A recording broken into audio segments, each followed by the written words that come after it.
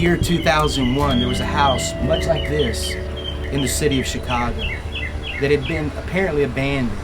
Weeds were growing around it, and it actually went up for auction. And when it went for auction, someone bought the house because of back taxes. And what took place is they came to clean the house, and when they went into the house to clean the house, not only did they find an abandoned house, but they found something horrifying.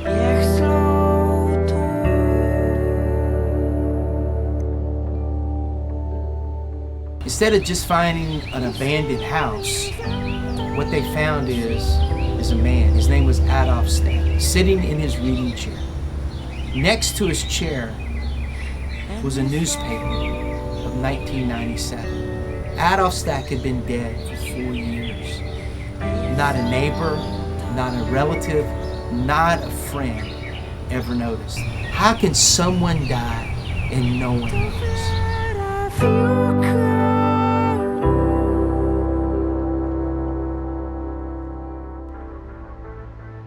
You know, a lot of times people come to me and say, Pastor Bubba, why don't you just teach us some new information?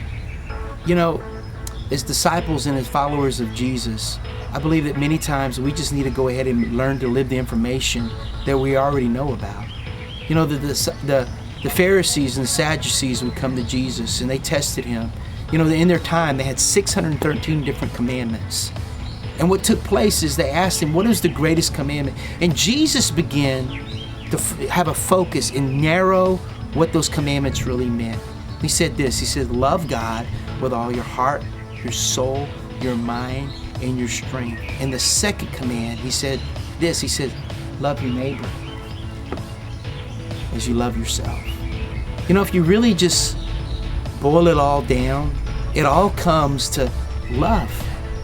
Love God, love your neighbors.